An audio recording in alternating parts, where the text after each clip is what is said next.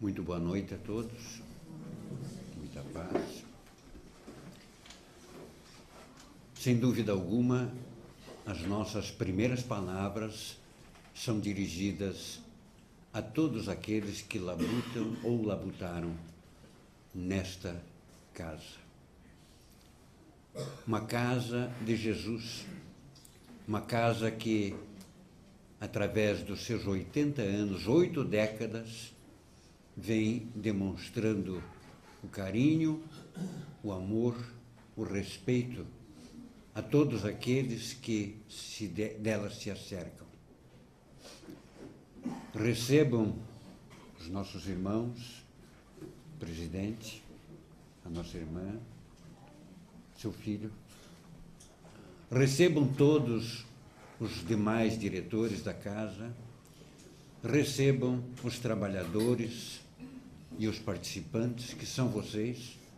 Recebam um efusivo abraço fraterno da Federação Espírita Catarinense, que neste momento tenho a alegria de representar.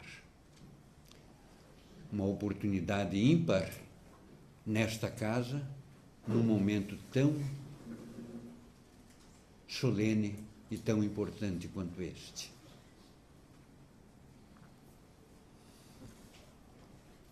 Saudamos também, sem dúvida, aqueles irmãos que já atravessaram os portais da vida e que se encontram na espiritualidade, mas atendendo aos mesmos propósitos que aqui tiveram quando encarnados.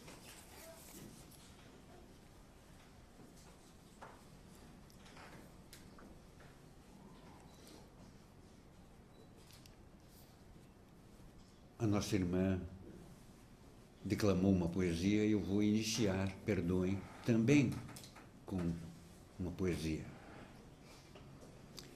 Um soneto. Este soneto encontra-se também no Parnaso de Além-Túmulo, primeira obra mediúnica de Francisco Cândido Xavier.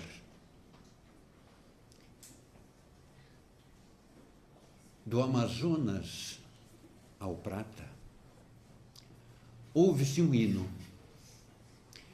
É o Brasil fraternal que se levanta na direção da paz augusta e santa, que lhe assinala fúlgido destino. Além, a tempestade ruge e espanta. É o fantasma da guerra em desatino. Aqui, porém, há a luz no céu divino e um povo que trabalha, que espera, que canta. Grande Brasil, da fé bendita e pura, guarda contigo, embora a noite escura, a mensagem do Cristo ao mundo velho. Sementeiras de paz e luz cultiva, e brilharás na glória excelsa e viva do terceiro milênio do Evangelho. A lavra deste soneto é de Pedro de Alcântara, que conhecemos com o nome de Dom Pedro II. Amava e continua amando o Brasil. Ele que foi escolhido na dimensão espiritual, dentre aqueles membros da equipe de Ismael, que é o protetor espiritual do Brasil e que representa também o próprio Cristo nesse trabalho insano, ele, esse espírito de Escol, veio à face da terra com o nome de Pedro de Alcântara. Foi imperador do Brasil. Foi deportado para Portugal e desencarnou numa situação bastante deplorável, num pequeno hotel longe das terras brasileiras que ele tanto amou. Amava assim, de tal forma que, pouco antes da sua partida, pediu a um dos seus colaboradores que viesse ao Brasil e para ele levassem um punhado de terra brasileira, para que quando ele descansasse o seu corpo, nos últimos momentos de vida física, ele pusesse pelo menos a cabeça sobre a terra brasileira. Esse amor pela pátria é um amor indizível, um amor que muitas criaturas não conseguiram ainda compreender, mas um amor que se revela efetivamente no coração das criaturas por aquilo que tem no chão que os recebe, nascidos ou não nascidos numa pátria. Para eles, a pátria é o lugar onde vieram. Ainda há pouco, o nosso irmão dizia que de várias partes do Brasil uniram-se aqui os fundadores desta casa. Assim também de várias partes do mundo, espíritos, quando não encarnados, também desencarnados, vêm para reencarnar numa pátria, que é a pátria brasileira, a pátria que nós temos como a mãe, a nossa mãe.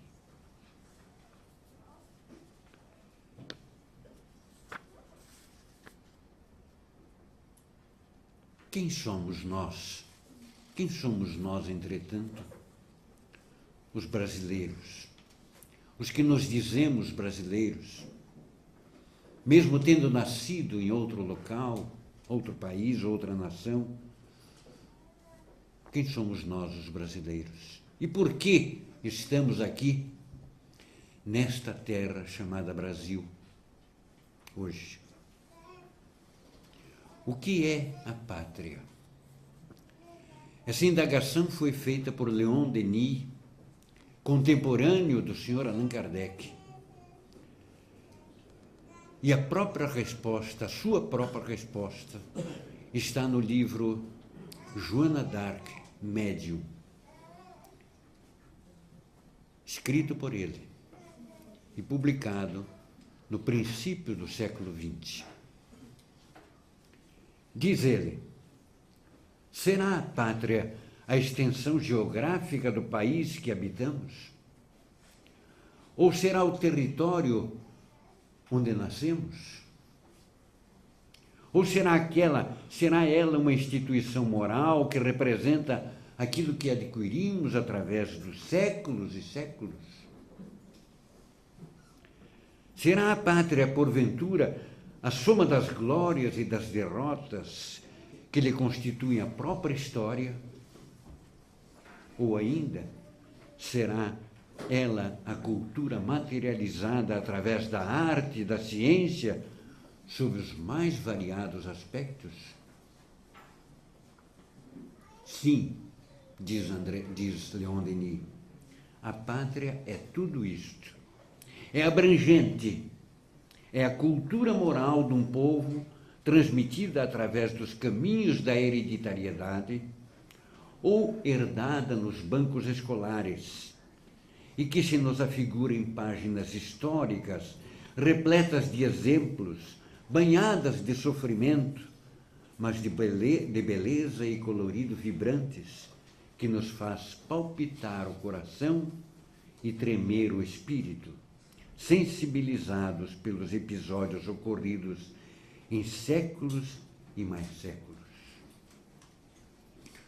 Ora, irmãos, cada um dos países, das nações, definidas neste nosso planeta, concorre de uma forma ou de outra para o desenvolvimento geral da humanidade, sim. preparando-a para um porvir de paz, paz que é almejada por todos nós. E nós, espíritas, compreendemos perfeitamente isto, porque somos espíritos, e que, sem dúvida, somos espíritos milenares, já renascemos e já remorremos, como diz Emmanuel, milhares de vezes, não uma, nem duas, nem 10, milhares de vezes.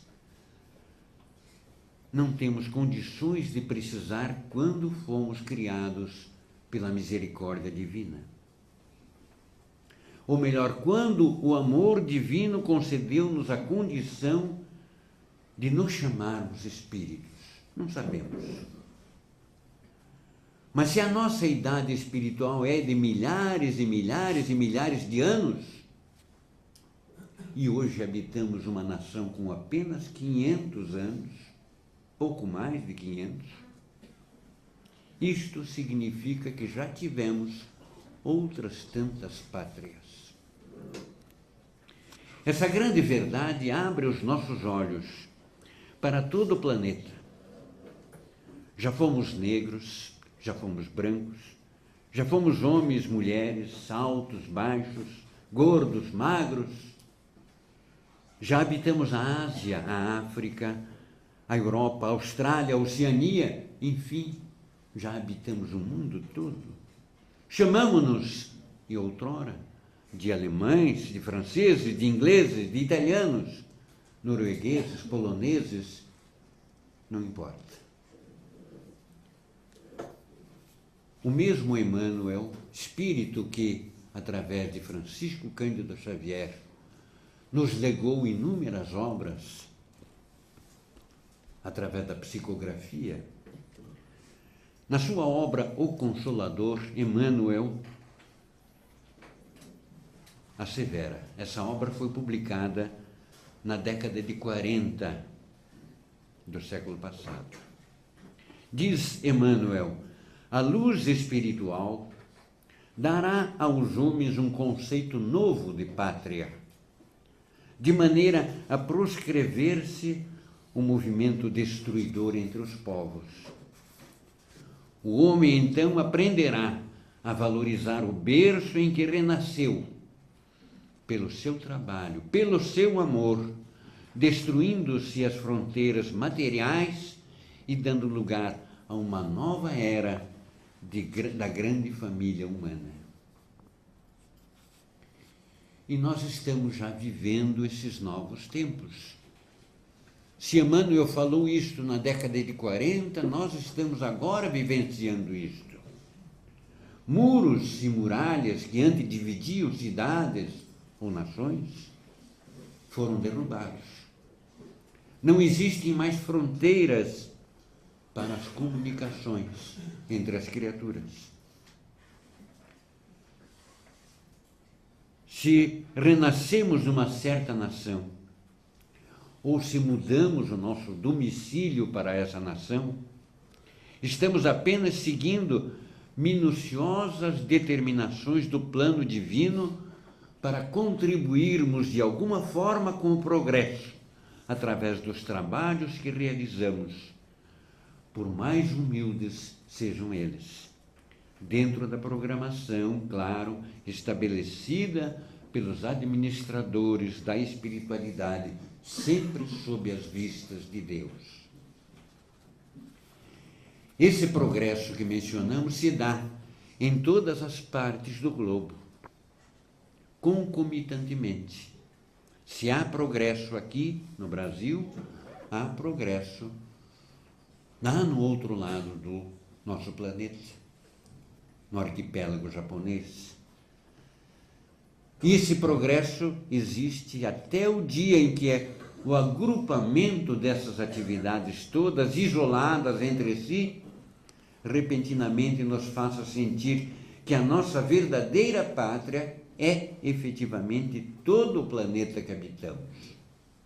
Ou até mais, a nossa verdadeira pátria é o universo inteiro, a casa do Pai. com essa imensidão de mundos que rolam pelo espaço infinito. É o que nos revela exatamente a questão 317 de O Livro dos Espíritos. Assim, pouco a pouco, nós estamos alcançando essa síntese ideal, citada por Emmanuel. Não existem mais limites, trabalhamos de forma globalizada em múltiplos setores e, durante a nossa experiência física, unimos-nos cada vez mais.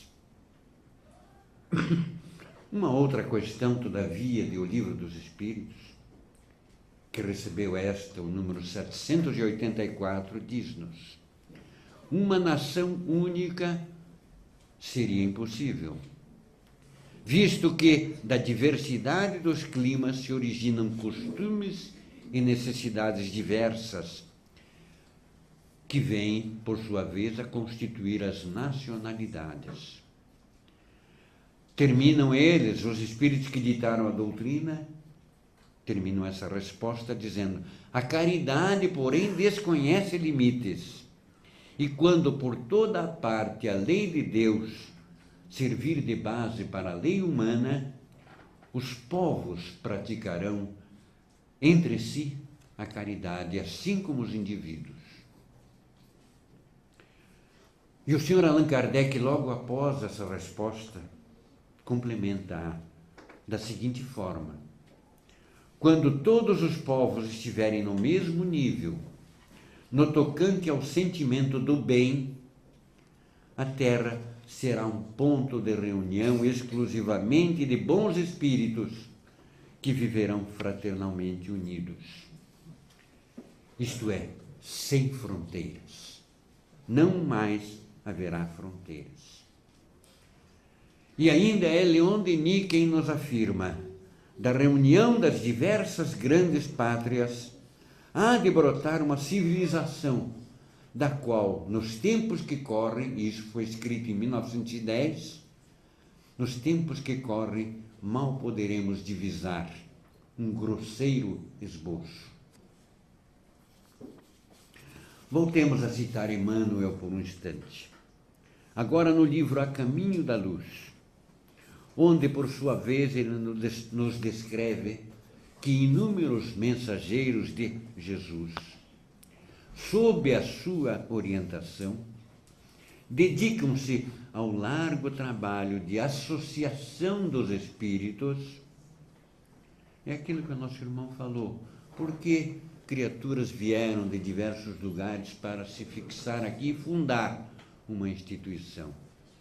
Se os espíritos de escola fazem isto com um pequeno grupo, por que não fazer com uma coletividade inteira, uma nação inteira? É o que diz Emmanuel. Dedicam-se eles ao largo trabalho de associação dos espíritos, de acordo com as suas tendências e as suas afinidades, méritos ou deméritos, não importa, a fim de formarem eles as nações, cada uma com a sua personalidade coletiva. E a cada uma dessas nações é determinada certa missão no concerto dos povos, sempre segundo orientações sábias do Cristo. Prossegue Emmanuel.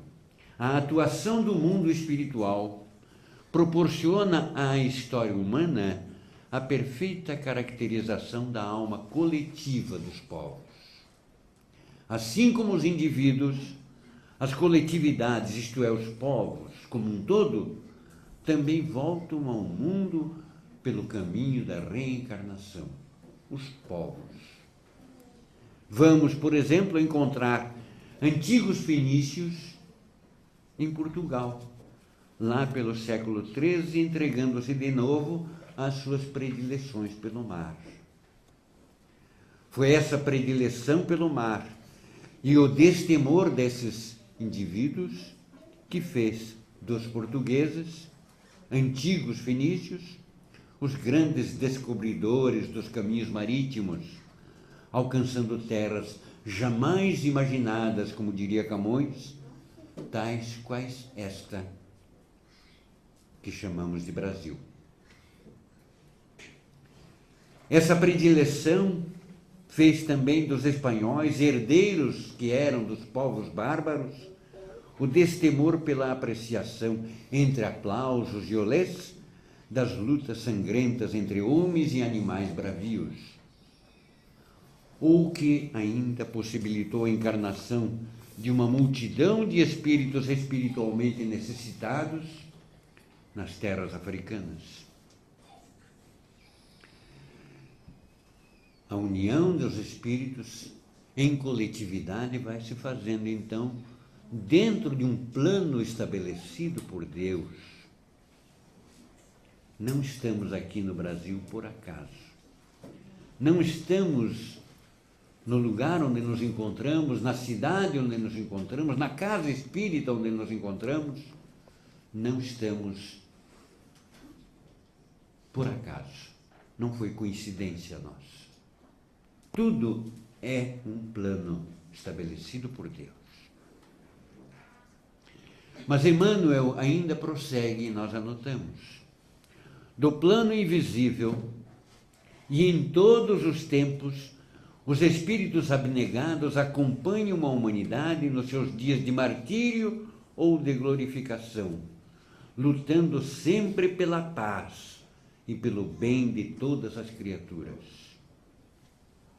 E o senhor Allan Kardec, codificador da doutrina, perguntou aos espíritos se as sociedades, as cidades, as nações, se essas têm espíritos protetores especiais. Ao que eles responderam: tem, sim, claro, pela razão de que esses agregados são individualidades coletivas que, caminhando para um objetivo comum, precisam de uma direção superior. É assim que temos no Brasil, como mentor ou protetor espiritual desta nossa nação, aquele a quem chamamos anjo, Anjo Ismael, um dos espíritos mais elevados na hierarquia espiritual.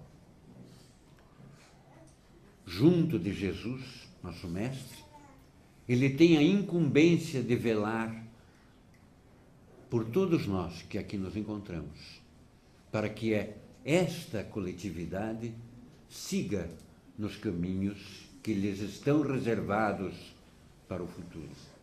É dessa forma, então, que a organização planetária veio se consolidando através dos séculos, sempre com o apoio de verdadeiras hostes de espíritos luminares que buscaram e que buscam infundir na humanidade terrena as verdadeiras leis de Deus, num processo lento, porém contínuo, sem que percam de vista os objetivos estabelecidos, isto é, o de implantar na Terra um mundo de paz e de amor verdadeiros. E o nosso Brasil? Eis então a pergunta: que destinos foram reservados a esta nação entre os povos, considerados esses aspectos que até agora assinalamos? Qual a missão do Brasil? Qual a missão que nós, brasileiros, estamos incumbidos? Qual é o nosso trabalho efetivo? Vamos então tentar recordar Jesus, que num dos momentos em que os fariseus, os escribas e os fariseus o cercavam com colocações inoportunas, ele, o mestre, e sem dúvida, perdoe-nos dizer, perdoe-nos Jesus, deve ter dado de dedo nos fariseus para dizer o que disse: em verdade eu vos digo que o reino de Deus vos será tirado e será entregue a uma nação que dará os frutos dele. Sério. Citamos agora Victor Hugo, no livro Árdua Ascensão, recebido psicograficamente por Divaldo Pereira Franco. Ele assinala, considerando a promessa feita pelo Mestre da vinda à Terra de um Consolador, de um outro Consolador, diz ele: quando se organizavam os roteiros para o advento do Consolador, mediante a doutrina espírita, os abnegados e sábios mentores de França foram informados de que ali, em França, se iniciaria o programa, mas que, todavia, iria se fixar num outro país, de onde se dilataria abraçando todo o planeta. Desse modo, tão logo, ainda é Victor Hugo quem fala, tão logo estivesse implantado o ideal espírita, seria transladada a árvore evangélica de cuja seiva a ciência se sustentaria para os arrojados cometimentos futuros e em cuja filosofia racional as criaturas se nutririam. Pensemos juntos, então, irmãos. Vamos pensar juntos. Não é efetivamente coincidência estarmos no Brasil. Maior país espírita do mundo. País que conta hoje aproximadamente, conforme o censo do IBGE, com 3 milhões ou 3 milhões e muitos mais espíritas. Espíritas declarados, aqueles que realmente declararam na sua ficha do censo, do recenseamento, que são espíritas. Porém, sabemos que a nossa nação tem muito mais. Tem, em verdade, perto de 50 milhões de criaturas que aceitam os princípios espíritas. São chamados espíritas simpatizantes. Aqueles que ainda permanecem, por alguma razão, ligados às suas antigas crenças, mas aceitam todos os princípios do Espiritismo. Poder-se dizer que são espíritas, mas ainda adotam o nome daquela religião, ou daquele ideal, daquela ideia que ainda tinham anteriormente. Então, diante desse nosso pensamento, voltemos a Victor Hugo. Diz ele: o Brasil, porque está destituído de débitos coletivos mais graves, realmente não teve grandes batalhas aqui que trucidaram povos e povos, não. Destituído dos débitos coletivos mais graves, houvera sido escolhido para esse período de realização e de crescimento espiritista. Ou seja, os espíritos que aqui reencarnamos, nós, portanto, não o fizemos por puro diletantismo de Deus, né? Como um caminhão tombeira, ele levantou a sua tombeira e diz: desçam, despejamo-nos aqui. Não houve isso. Todos temos, de forma coletiva, uma grande missão a cumprir, voltada para aqueles objetivos que já citamos: implantar na Terra um reino do bem para a humanidade terrena.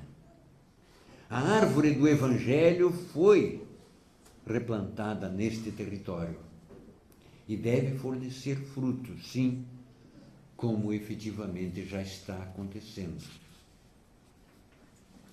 Então, diante disso, citamos outra obra. Brasil, coração do mundo, pátria do Evangelho, ditada que foi a Francisco Cândido Xavier, por Humberto de Campos, e publicada em 1938. O autor, Humberto de Campos, espírito, já no início do livro diz: Jesus transplantou da Palestina para a região do Cruzeiro a árvore magnânima do seu evangelho, a fim de que os seus rebentos delicados florescessem de novo, frutificando em obras de amor para todas as criaturas. É desta forma que temos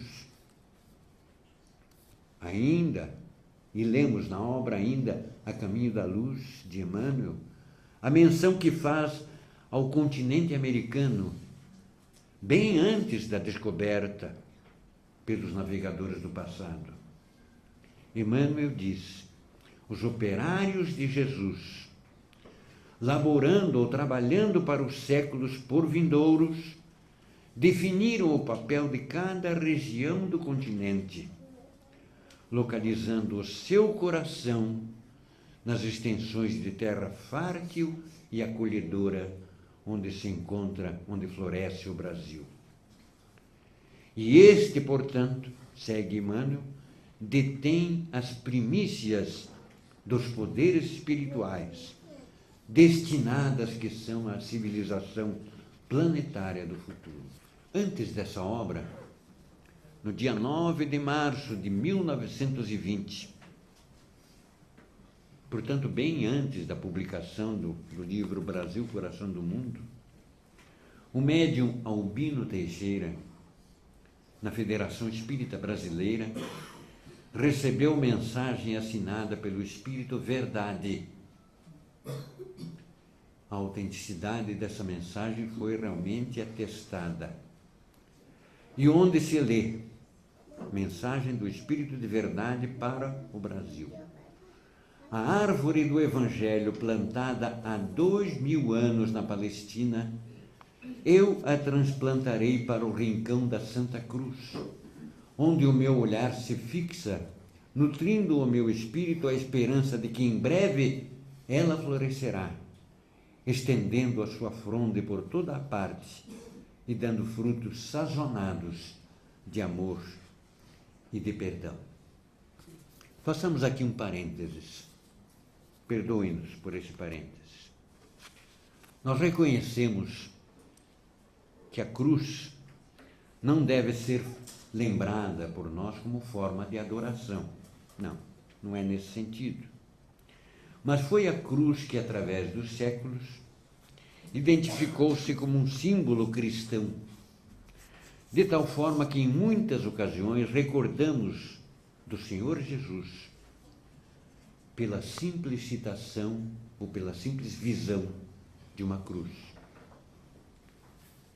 Veja-se, por exemplo, a letra de uma das estrofes do hino nacional brasileiro. Eu gosto muito dessa estrofe. Brasil, um sonho intenso, um raio vívido de amor e de esperança à terra desce, se em teu formoso céu, risonho e límpido, a imagem do cruzeiro resplandece. Não é lindo isso? É belo, mostrando um raio de luz descendo da imensidão celestial, quando o cruzeiro resplandece, raio de amor, de paz, de esperança. Mas não ficamos só no hino nacional. Vamos à canção do expedicionário. Na canção do expedicionário, cuja letra, muito bem estruturada por Guilherme de Almeida, poeta, é uma das letras mais bonitas que nós conhecemos. Numa das estrofes diz ele: venho do verde mais belo, do mais dourado amarelo, do azul repleto de luz e cheio de estrelas prateadas, que se ajoelham deslumbradas, fazendo o sinal da cruz. É como se essa cruz estivesse em meio ao verde amarelo do Brasil. Também acreditamos que não é por mero acaso que o Brasil possui um dos monumentos mais belos, considerado hoje como uma das maravilhas do mundo moderno, o Cristo Redentor. Braços abertos para a coletividade brasileira, implantado que foi no Morro do Corcovado, quando o Rio de Janeiro era a capital do Brasil. E lá está o Cristo, abençoando-nos desde 1931. Ainda dizemos mais nesse nosso parênteses.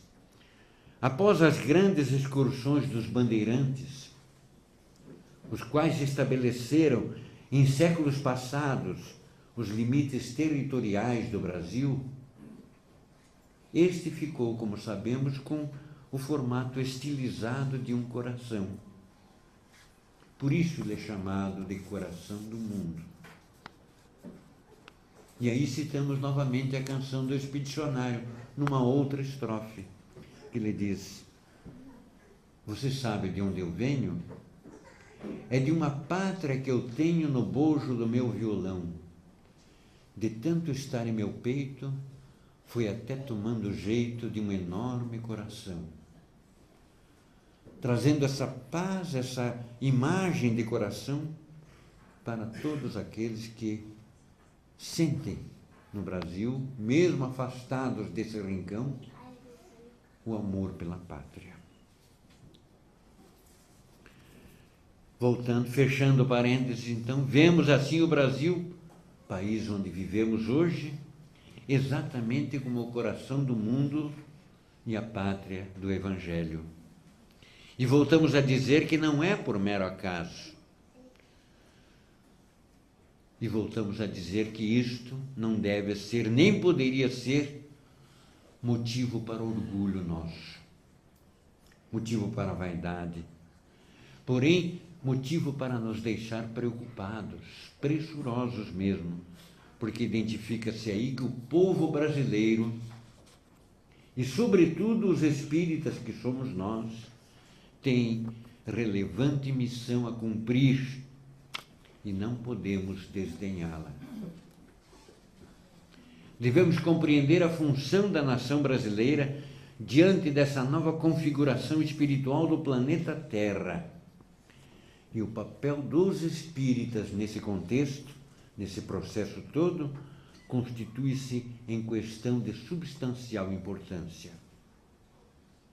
A obra Brasil, Coração do Mundo, Pátria do Evangelho, trouxe à luz informações de extrema relevância para o entendimento dos compromissos espirituais livremente assumidos pela coletividade brasileira e, mais especificamente, pelo movimento espírita do Brasil. Coração do Mundo, Pátria do Evangelho, não são expressões vazias de significação, destinadas a satisfazer o nosso orgulho, nosso ufanismo. Encerram antes a destinação de um povo que recebe com alegria a excelente missão de evangelizar o homem, reservada que foi essa missão ao Brasil, após sucessivas tentativas com outros povos. No prefácio da obra, que foi assim intitulada Brasil, Coração do Mundo, Pátria do Evangelho, no prefácio, Emmanuel esclarece: os dados fornecidos nestas páginas foram recolhidos nas tradições do mundo espiritual. Esse trabalho se destina a explicar a missão da terra brasileira no mundo moderno. E ainda mais, o Brasil terá o seu grande momento no relógio que marca os dias da evolução da humanidade. Contudo, irmãos, irmãs, o primeiro passo para não cumprirmos a missão a qual nos comprometemos a realizar, é ignorá-la, é esquecê-la, é cruzar os braços, deixar que outros façam. E isso, de maneira alguma, não é o nosso objetivo. Não podemos deixar de lado isto. Um Brasil como coração do mundo, ou como pátria na qual a árvore do Evangelho foi transplantada, este Brasil deve ser um Brasil espiritualizado, um país liberto de chagas morais. E é ainda Emmanuel quem assinala, desta feita no livro Excursão da Paz. Diz ele: nunca é demais salientar a missão evangelizadora do Brasil na sementeira do espiritualismo moderno. É por isso que, prossegue, é por isso que ao espírita brasileiro muito se pede, esperando-se-lhe a decisiva atuação no trabalho restaurador do mundo, porquanto na pátria do cruzeiro a amplitude da terra se alia na sublimidade da revelação. E ele ainda, Emmanuel, ainda no outro livro, no livro Vinha de Luz, adita a isto: ninguém pode contestar a excelência da missão do Brasil como pátria do cristianismo redivivo. E ao Espiritismo, dentro das suas grandiosas lições de fraternidade e de solidariedade, cabe o papel de coordenar todos os elementos dentro do mecanismo social, projetando as suas claridades em todas as instituições. E é isto que tem sido feito. O plano de trabalho da Federação Espírita Brasileira, o primeiro plano de 2012 a 2015, 2010 a 2015, o segundo plano de 2014 ou 2015 a 2017, esses planos têm um grande objetivo, um ponto básico, numa diretriz básica: é o papel do Espiritismo na sociedade. Além da difusão da doutrina, além da criação de mais casas espíritas, multiplicação de casas espíritas, tem o relevante papel de trabalho na sociedade. E esse papel, de modo geral, muitos estão fazendo, trabalhando, fazendo com que realmente o Espiritismo chegue a outras classes, que possam compreender a doutrina através de diversas faces. Necessário, portanto, mantermos sempre viva essa missão brasileira de espiritualização. Uma citação a mais. Revista Espírita, publicação do codificador, do senhor Allan Kardec. Revista Espírita de 1865.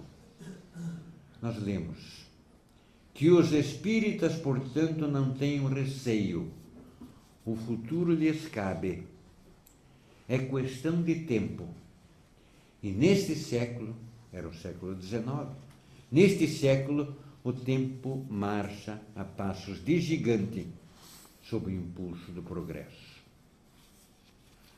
Se esta última expressão foi produzida há cerca de 150 anos, podemos agora dizer que o futuro chegou.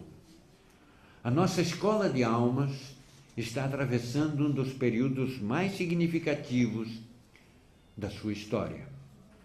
A humanidade terrena, assim como o próprio orbe, estão em transição. Sabemos disso. Enquanto cataclismos diversos provocam mudanças na crosta material do planeta, a população do planeta, nós, portanto, voltamos-nos para a espiritualização, porquanto o processo de regeneração moral, sentimos, torna-se necessário e urgente. E nós, espíritas, somos os agentes desse processo. Trabalhemos, portanto, É o chamamento que a espiritualidade nos faz.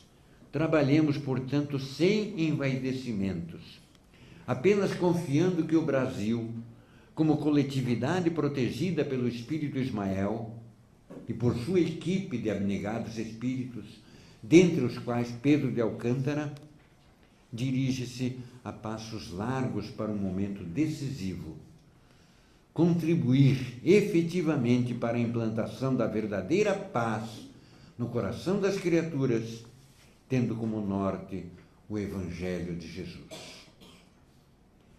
No capítulo 20 de O Evangelho segundo o Espiritismo, mensagem assinada pelo Espírito de Verdade, já nos adverte: ditosos serão aqueles que houverem trabalhado no campo do Senhor, com desinteresse e sem outro móvel senão a caridade.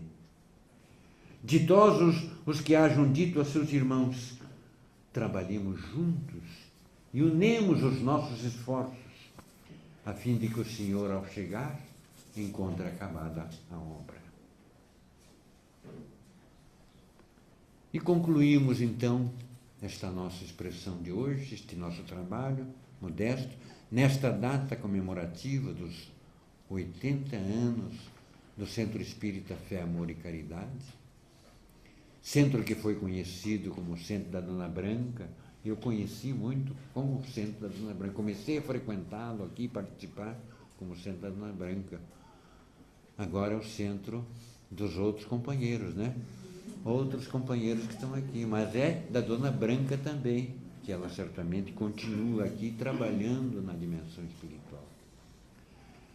Concluímos então o nosso trabalho nesta casa e nesta noite engalanada com um outro verso, desta feita de Olavo Bilac, verso de Lavra Espírita, através da mesma obra, Parnaso de Além Túmulo, já citada. Eis, porém, que o Senhor, na América nascente, acende nova luz em novo continente para a restauração do homem exausto e velho. E aparece o Brasil. Aparece o Brasil que valoroso avança, encerrando consigo em lauréis de esperança o coração do mundo e a pátria do Evangelho. Muita paz, irmãos. Muita paz.